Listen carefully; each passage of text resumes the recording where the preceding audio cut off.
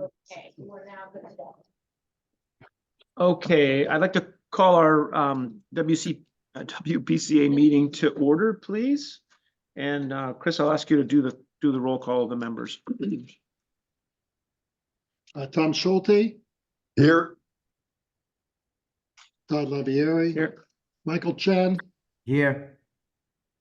Chris LeBray is here, Victor Alvarez, Here. Maria Weingarten, Here. Bob Hamel, Here. Colin Dobbin, Here. James Young, Here. Nicholas Matrakis, Here. and Jan Schaefer. She's out tonight, Okay. so but I think we have a she's- full squad, right? We do, and Deanna Carlson, ex officio. She doesn't sit on the. She's not on the So WPCA. she should not be. Tom Schulte's here too. Yeah, we call Tom. Okay, great. Sorry, Tom. 2 items today. Well, first, just real quick, we're good? Yeah, we're good. Ask for an approval of the minutes from our special meeting held on September 19th, 2023. I know people read it. Motion to approve. Victor, second. Maria, thank you. All in favor? Aye. Members? Opposed? None? So moved. Okay.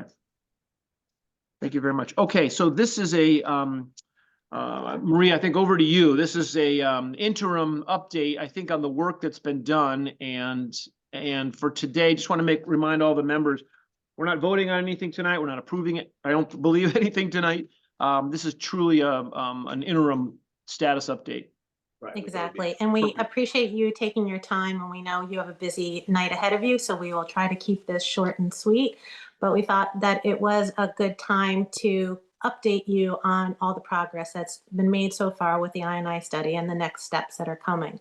And Sarah Bucci from AECOM is here as well. And I thought that I would just start off just kind of giving you a little background reminder that as part of the town's inflow and infiltration evaluation study, our consultant AECOM has prepared an update to apprise the WPCA on the status of the phase 1 of the sanitary sewer evaluation survey program to identify and locate potential areas of recorded stormwater inflow into the sanitary sewer system.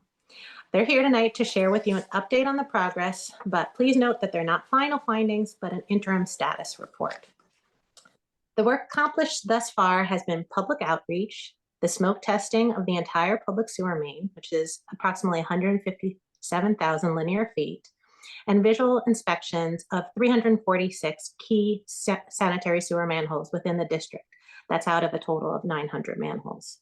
Not to spoil the surprise that will be presented as part of AECOM's presentation, but the results are promising in that they follow the trends we experience at the wastewater treatment facility during rainfall events.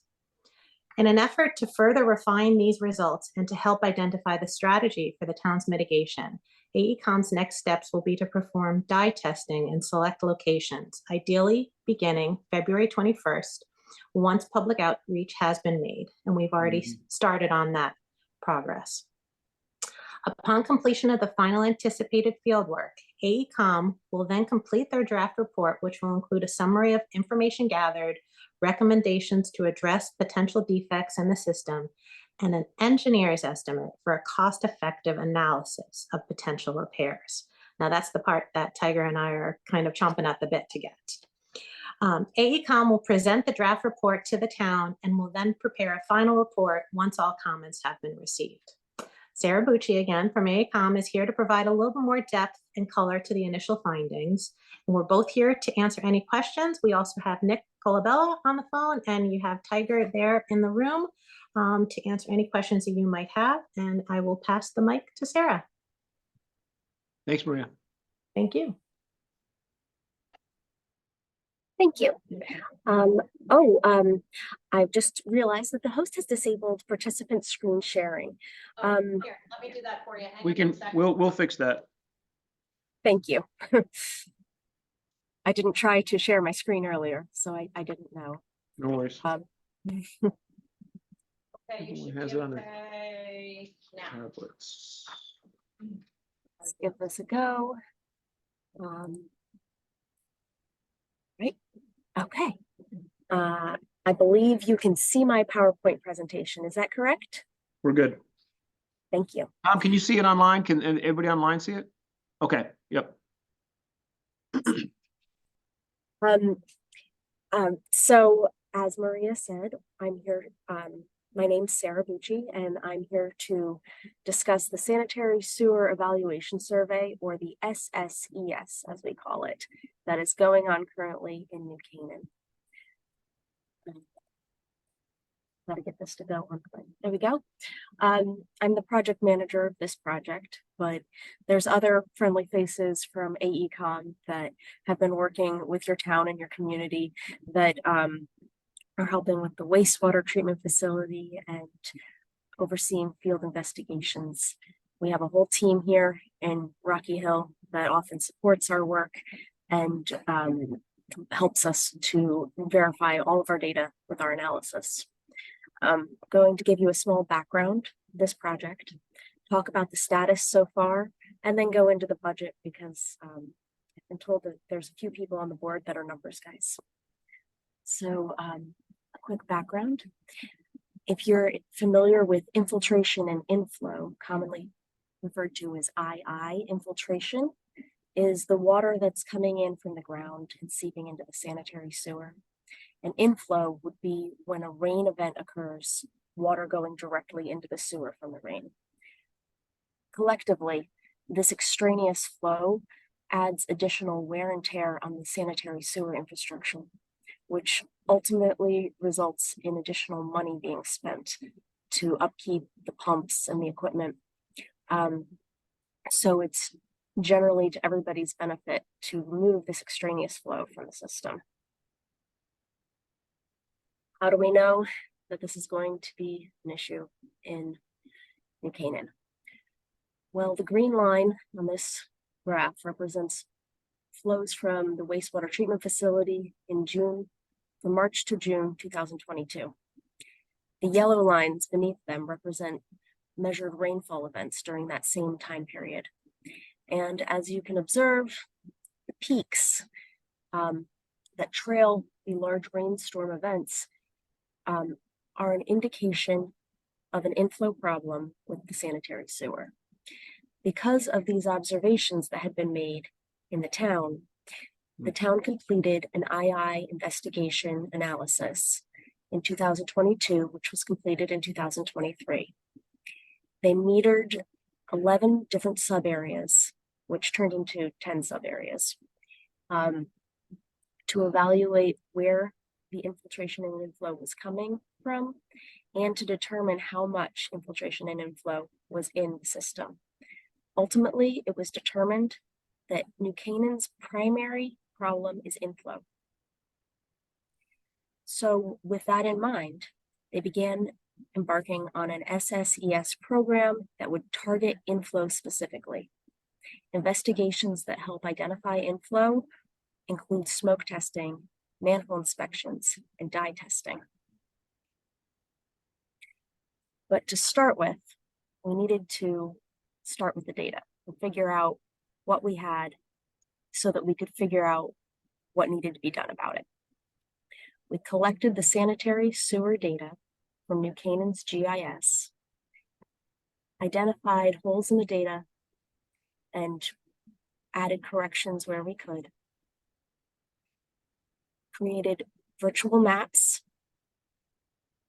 that showed where the flow was going, ultimately to the wastewater treatment facility, created physical maps that were used during field investigations that were marked up during the field investigations, and information from the field investigations were added back into the computer system so that we could update and truly tell a story, so that we could quantify and accurately portray what is in the sanitary sewer system.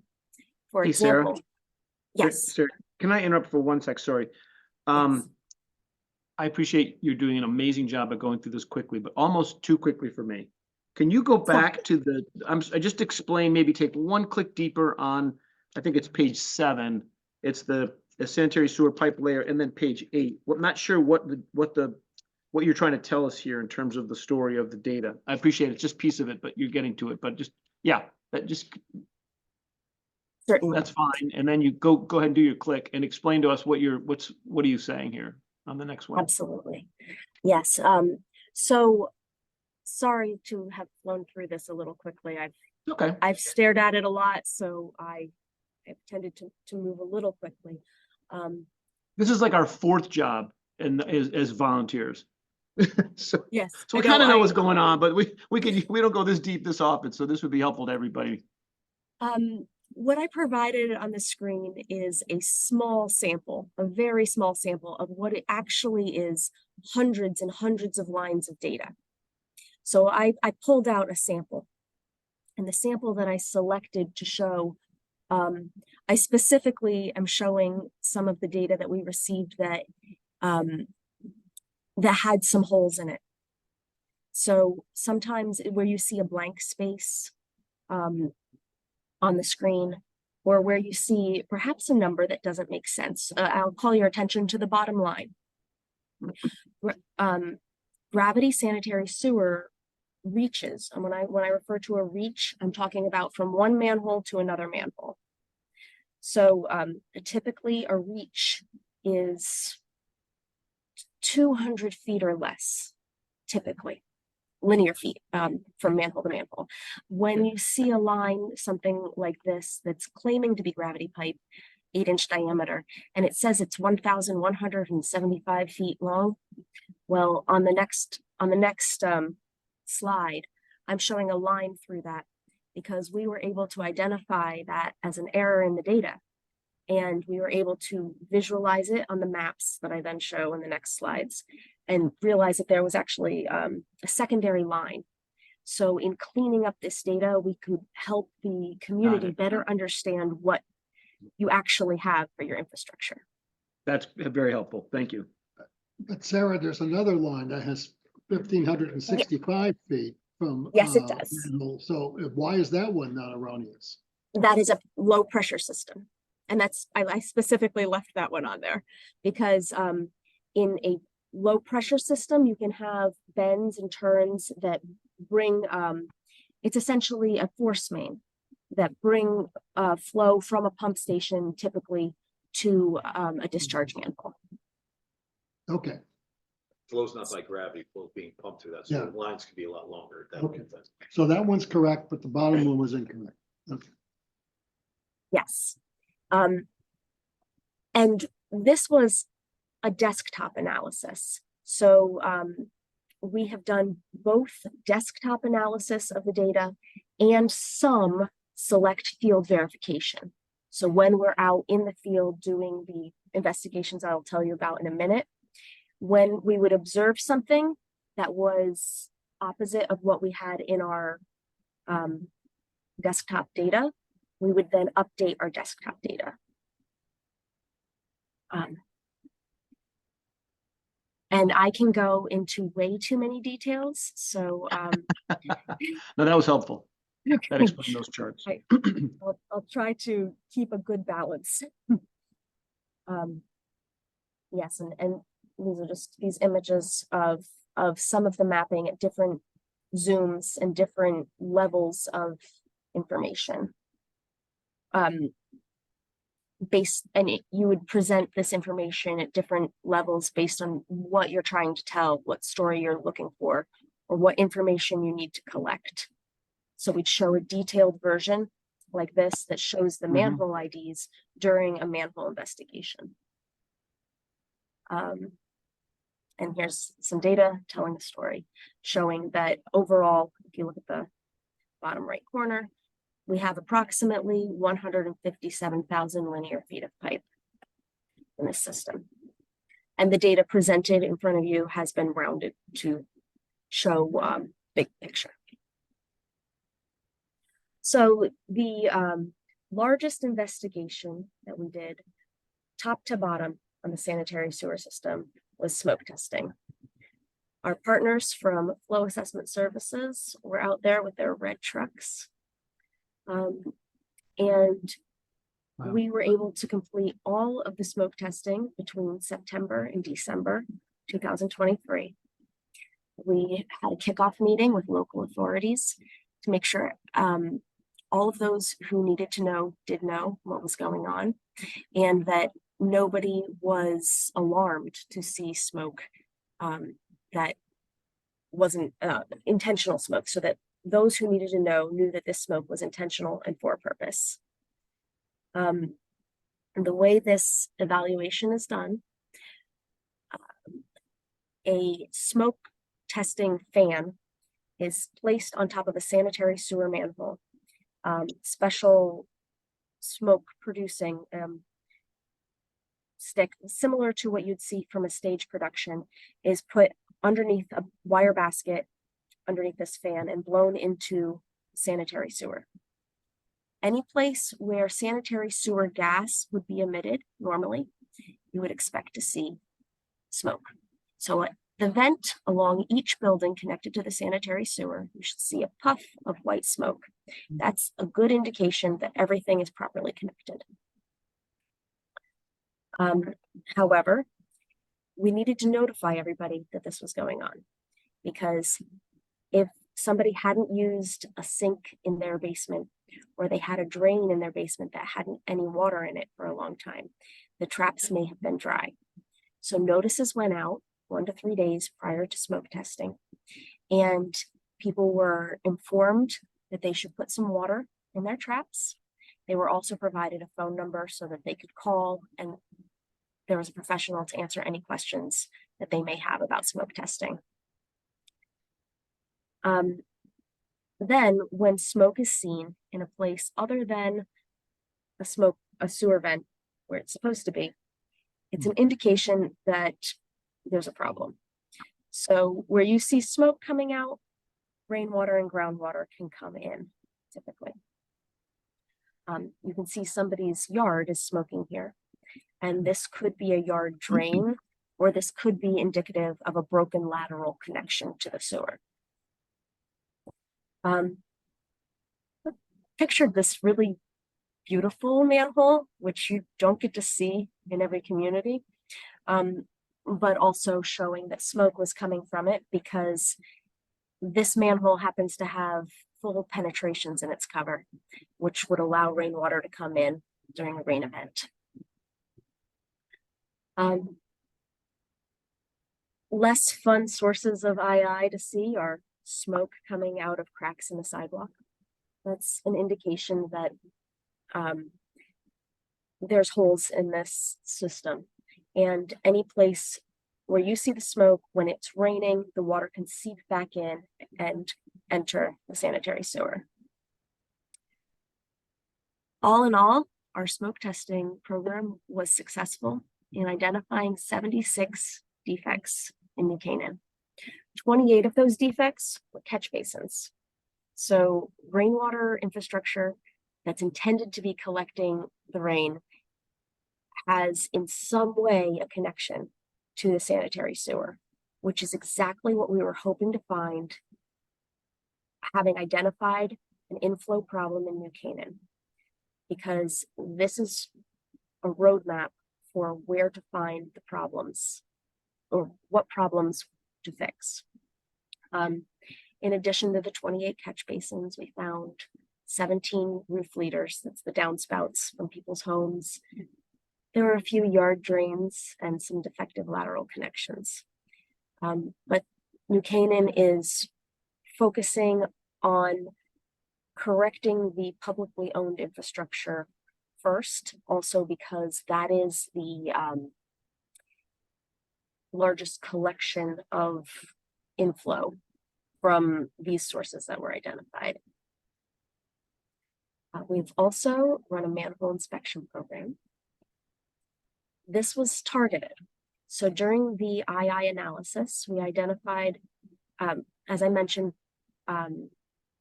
we broke the area into 10 different sewer sub areas, we call them. And we identified the strongest amount of inflow in the sub areas that are reddish orange on this map. So we targeted our manhole inspections in those sub areas. We were able to investigate 346 sanitary sewer manholes.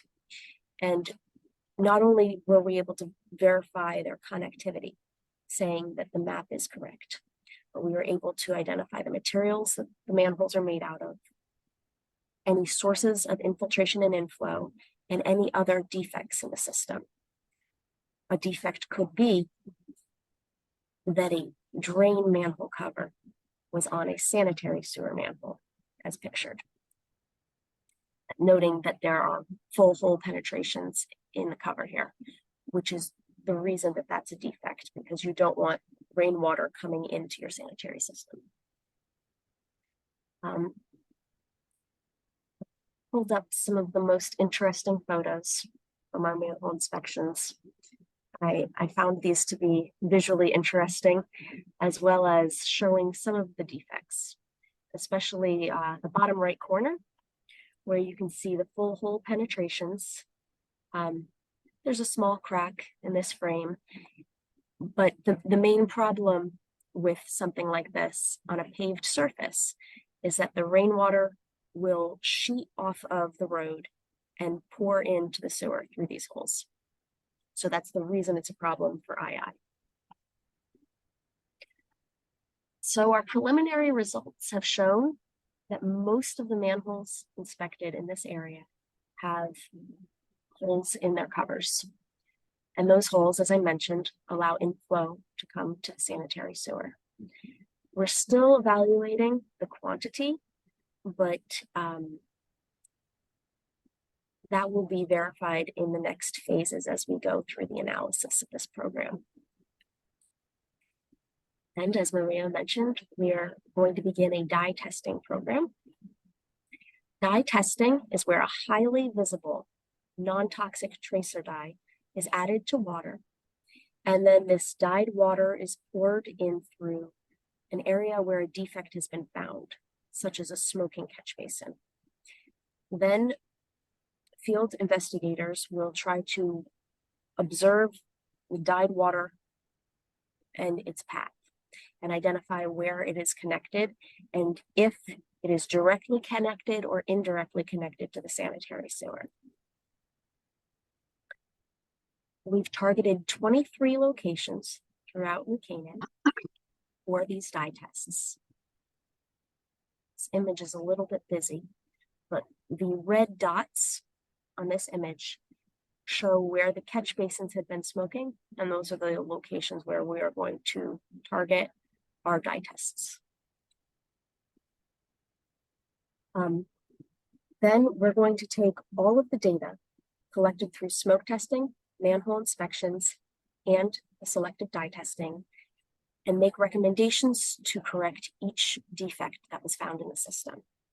We'll then be running a cost-effective analysis to determine whether it's more valuable to the community to repair this defect or to allow the I&I to continue being treated. And the cost-effective analysis results will help us to make final recommendations for how to address the inflow problem in New Canaan. And more for the numbers, people. Currently, we have spent 50% of this project's budget. We have fully completed the smoke testing and the manhole inspections. Dye testing is soon to be completed. We have done preliminary analysis, and we will be able to complete our analysis after we receive the data from the dye testing. What do we think? And, pardon? It's faster than that. It's faster than that. Says the invoice was on the 4th and we paid them on the 19th. It's okay. It's not surprising, but It's doing a good job. our goal was not to be the fastest payers, but apparently we are. Anyway, but we're halfway through the work, I assume, pretty much. We are halfway through the work. We are both halfway through the work and halfway through the budget. We may be a little bit more than halfway through the work, but I don't want to to oversell that, I want to make sure we have verified all of our values before presenting them. So we have some, I will say, we have definitely identified many sources of inflow. Okay. And thank you for your time. And Sarah, I'm- it's Tom Schulte. I just had a couple of quick questions. So when you identified which of these 10 or 11 sub areas are the biggest contributors, shall we say? And then you went and you kind of, through the smoke testing, it's revealed, hey, it looks like manholes are the largest contributor in the areas that we're most concerned with, or our biggest contributors, right? So is this in some sense fixing the manhole cover? Is that like the low-hanging fruit, if you will, of the larger task? we will be able to determine that based on the values that are going to come out of our analysis. We will be able to give you a quantified number saying this is how much we found. I will say, based on the smoke testing values, I'm fairly confident we've identified more than 1 MGD of inflow based on the catch basins. There will be a quantity identified with those manholes and their covers, and addressing that will be a top priority, but I don't know the quantity yet. So we have some more analysis to run on that. Yeah, and it might be helpful, I don't know, for context, if you or Maria or Tiger or whatever, but I'm assuming that it's unrealistic to expect that one could eliminate 100% of I&I, right? So it's probably the case, right, that communities live with some amount of infiltration into the system and put that in the win column and move on, right? And so the idea is whether or not we can, through these remediations, right, that the further testing will result in, whether or not we can put ourselves back in and around that acceptable range. And if so, how expensive are the various items you're going to recommend, and how much, how much bang for the buck we're going to get for this stuff, that, because presumably some of these fixes would be very involved and very labor intensive. And some of these things are as simple as, oh, just fix the manhole cover. So I'm just trying to figure out, and maybe that's, chapter 2, and you're going to come back and report and tell us later, but is there a sense of, how far off that mark we are and where we're aiming or headed with this project? Absolutely. What you've just described is the methodology behind the cost-effective analysis. So we're literally comparing the cost to do these repairs to a metric that has been used for SSES programs throughout New England for the past 10 years or plus. It's called the transportation and treatment cost, and it's escalated for a 20-year design life. I will have all of that information fully baked the next time I'm speaking to you. And you are correct about some amount is removable and some amount is not. The rule of thumb is that all of your inflow is removable, but only half of your infiltration. Okay. Given that New Canaan has an inflow problem, I don't want to say all. Promising all is always too big of a ticket, but a large amount of your inflow is removable, and your inflow is these peaks. So the infiltration, if we could show, I can't show it on this map very easily, but it's, if you look at your low groundwater data compared to your high groundwater data, the difference between those is your infiltration. But when you have direct correlation between a rain event and then a spike in your flow, Right. that's an inflow event. And our general goal would be to curb these and shave off the peaks. Okay.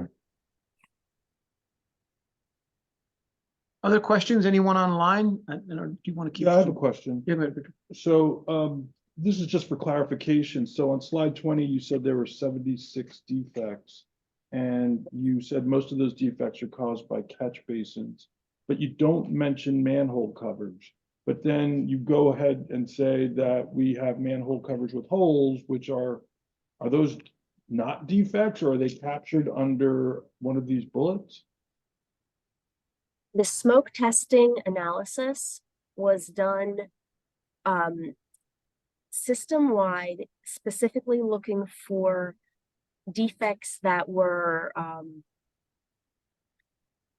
not the manholes. The manholes are really, we actually did identify a few manholes during smoke testing, but smoke testing really identifies things like catch basins, yard drains, any kind of rainwater infrastructure that's attached or partially attached or cross-connected to the sanitary sewer.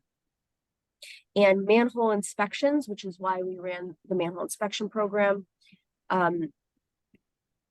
these identify specifically penetrations in the manhole covers, or if there's infiltration, which you would see by looking inside the manhole and seeing water coming in through the wall of the manhole.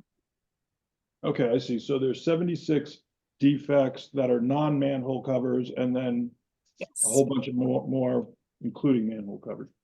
precisely. And they're kind of separate. Well, they are separate analyses. And then when we do our cost-effective analysis, all of the things get pulled in together, because there's, for each defect, there's a repair, and then there's associated cost. I haven't paid much attention to manholes, but now we're talking about this. So is having holes in a manhole unusual, I suppose? It used to be commonplace to have holes in the manhole covers. It's also advisable in your high elevation manhole to have some sort of,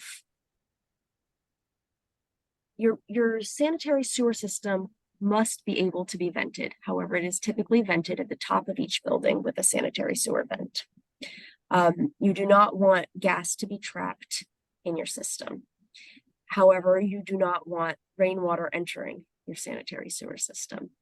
So having a drain manhole with, for example, 8 1-inch diameter holes on a paved surface, that drain manhole cover is intended to collect rainwater into a drainage system. So a sanitary sewer manhole typically doesn't have any of those holes, and it may have what we call a pick hole, or even a partial divot that you could put a pickaxe in to open the manhole. And it would not be a full penetration.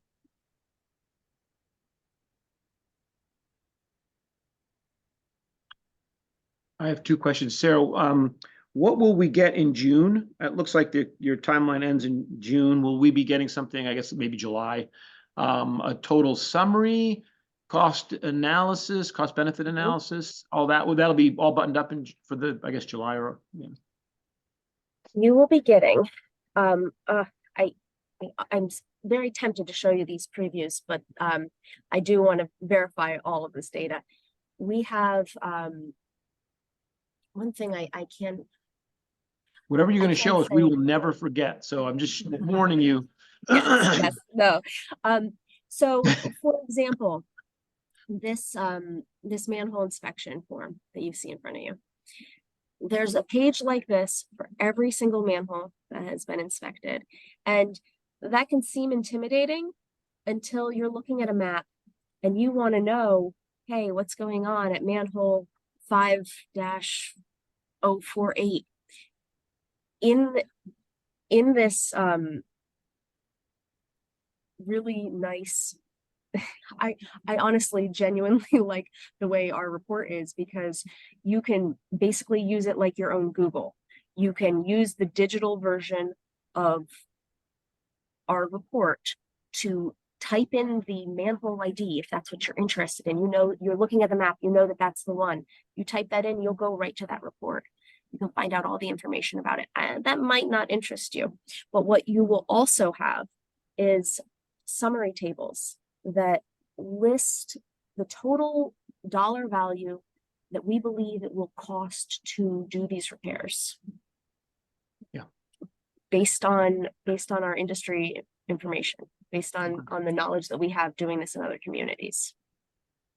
You will also have a dollar value for what it will cost New Canaan if you don't do these projects. And that will be based on your actual sewer budgets and how much you're paying per gallon to treat your wastewater right now. Good. Okay, that's very helpful. Tiger question. Do we have any idea what the trending on any of this is? If the inflow is where it is and it's got these issues, do we have any idea either from the last study we did or 5 years ago? Has it gotten worse? Is it the same? Last study we did was 40 years ago. So it's different. Probably different number than, yeah. 20 years ago, we did do, I was part of that team as a consultant. We repaired quite a bit of manholes at that time, but we haven't done anything since that. When we go out and we do our sewer inspection, we do our, where we jet the lines, we do some of our repairs. If there's manhole problems there, we'll take care of those manholes. But this is probably our freshest look again in 20 plus years. We did it 20 years ago when we did the plant, so we looked at the system as well. But at that point in time, the focus was on the plant, not necessarily on the system. Now we're trying to focus on the system. You know, but it is, to Sarah's point, the fact that we can identify a good amount and that we know what we're focusing on, and a good amount of that is, even to Tom's point, a little bit more of a low hanging fruit. We were on an infiltrations problem. That means all the lines are having a problem, right? All the lines are deep, 12, 13 feet deep, right? The manholes are having issues, and a lot of them are topographical, meaning they're on the top. We're a little bit better for us as far as what we could see cost wise or cost analysis wise, you know, to see exactly, you know, going out and replacing a manhole cover. Yeah. Marie and I were ready to order 300, you know, yesterday. Yeah. We're waiting for the final report to say, okay, that's what we want to do, because that's the easiest fix. The cheapest fix, but the easiest fix. Okay. I'm thinking we'll talk, I guess, scheduling wise. If it's not ready for June or won't be ready for June, if we'll be ready for July, we're looking at September, right? So. We'll try to, I'm hoping to get in before the recess, but we'll see. Yeah, okay. Exactly how it works. Okay. Other questions? Anybody online? Yeah, I have one question. Colin Dobbin, yeah. Sarah, could you go back to the slide where you had the infiltration versus the rainfall? Yes. Sorry for all the flipping. Here it is. That one. So I'm just trying to understand the yellow line is the amount of water that came through, right? And so in March, yes, there was a rain event that doesn't seem to, yes. What was happening there is that rain event that occurred in March, there was lower groundwater at that time. Okay. So with lower groundwater, you didn't see the impact to the sanitary sewer because this rain event basically got soaked into the soil and raised the groundwater up collectively. Also, because we're going back to this image, I will just call everybody's attention. If you didn't notice, the yellow lines are rainfall in inches. That says it over here. And the green line is flow in million gallons per day. And it was kind of beautiful lining them up, realizing that I could make 1 inch and 1 mgd all on the same line and look at it to scale. Okay, thank you. That's a very full and complete answer. I appreciate it. Thank you. It's 2 million. 2 million is a lot. That seems, is that what's our 2 million mgd? Yeah. It's double what our right flow is. Yeah, that's correct. Yeah. Yeah, it's we have experienced higher at that point, you know, for some of our larger rain events or more. Concentrated. Yes, yeah. But you had two like that within 2 weeks. Did we? You had two big events within 2 weeks. Right. Some And- slow storms are a little bit better than the high, you know, than the high flow that comes in, but it is nice to Sarah's point, to be able to see a correlation. That correlation was very No, it's excellent. good for us. Yep. Excellent. And Tiger, could you just remind us, what is the capacity of the plant? Is that in our permit? What's the capacity? Nick, you want to answer that?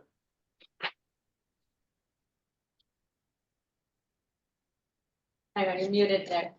Oh, Yes, we're capable of handling 7 million. Okay, And we've hit 7 million before. That's in a rain event, but Yes. our permit is for 1.4 million? 1.7 daily flow, 1.7. Okay, 0.7. thank you. You're welcome. Sarah, maybe last question. So you'll come here at some point when you're done. You'll have will you be able to project if we do these things, then therefore the flow will decrease to some new range under a similar situation? We get 2 inches of rain, whatever the correlation might be, you won't have an inflow of 2 million. Your new inflow will be 1.3. I'm making the numbers up, but What I would call your attention to is that what you are seeing on your screen is a snippet in time, March through Sure. June 2022. And the reason why this analysis worked, why the II analysis worked, is because we're comparing flows all within that period of time. What happens in your overall treatment system, your overall collection system, if you're producing more or less. I can't make any guarantees or promises about that, because that can fluctuate seasonally, kind of independent of this. What I'm really looking for when I see your future flow data will be not having this jump here. You may still have a jump, but your jump should right. like basically That's what I'm asking. curb off. That's what I'm basically. asking. Yeah, Yeah. I understand what you're saying, and the amount of water in the table and all that. I understand those things, so we won't pin you down on that. But that's what I was trying to get at. Okay, well, we'll see it when we get the data. Yes, and that will, I was very encouraged to find catch basins and holes in manhole covers, because that's exactly what we were looking for based on this data. Yeah, good. Anything else? Maria, anything else you want to add? No, I think I'm good. I appreciate you guys taking the time, because I know how busy these next few weeks are for you. So thank you. No, it's important. It's very important. Good We had to update. get through the roads and stuff. It was kind of tricky, but kidding. Michael, anything? I think we got everybody, Bob. Okay, all right. Well, if there's nothing else, Tiger, do you have anything else you want to come? What? You want to do anything now? Anything else on this? No, I'm all We're good to go? Perfect. Okay. No, thank you very much. Unless there's anything else, we can have a motion to adjourn the WPCA. Maria, second.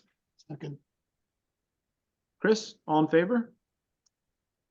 There's a new link there's another different, for those of you that are joining the Board of Finance meeting, there's a different link, so you'll have to log in. Sarah, thank you very much. Great job. Appreciate it. Thank Thanks you for your- all. Thanks, Bye, Maria. the rest- Thank you. Thank you.